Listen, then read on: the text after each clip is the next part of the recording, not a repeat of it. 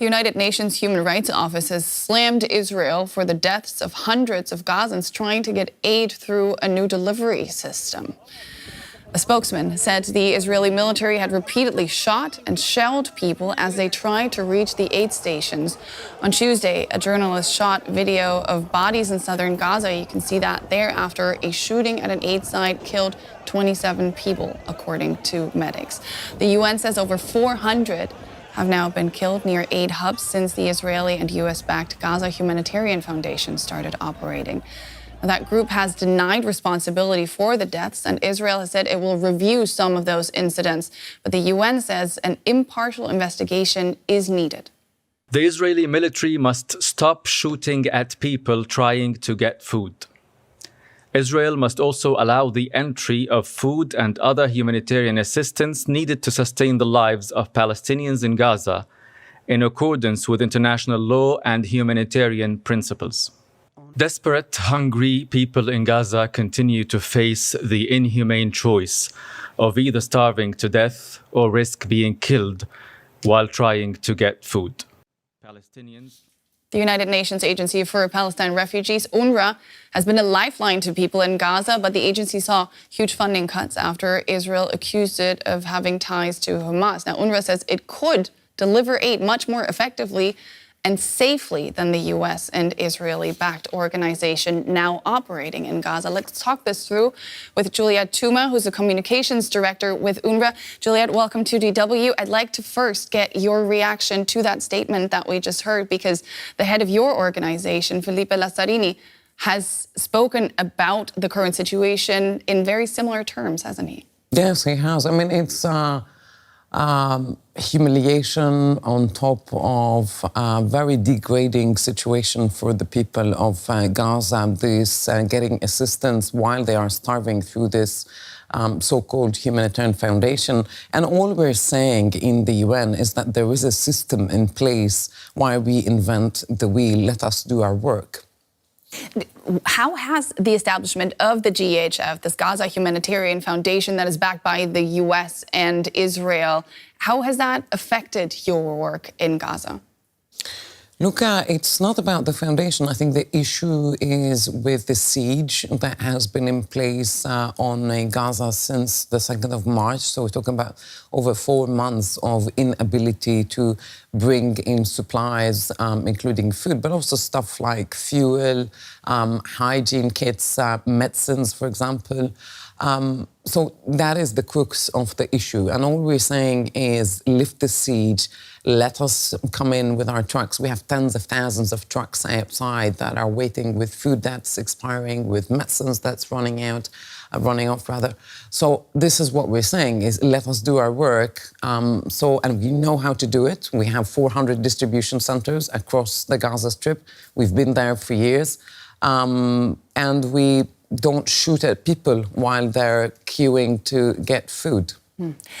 You haven't been in Gaza for about a year, I think you told me before we came into the studio. Neither have your international colleagues. So there's a huge burden on your Palestinian colleagues who are in Gaza to continue the work they're able to do. What does that look like currently? Precisely. I mean, it's a chance also to salute their determination and courage, not only in Gaza, but also across the occupied West Bank, including East Jerusalem. They are the people who are holding the fort. They are the doctors and the nurses who are giving medical care. They are the teachers in the West Bank who are providing kids with the education. And yes, the international staff of UNRWA have been banned from serving, from going to support these Palestinian colleagues of ours.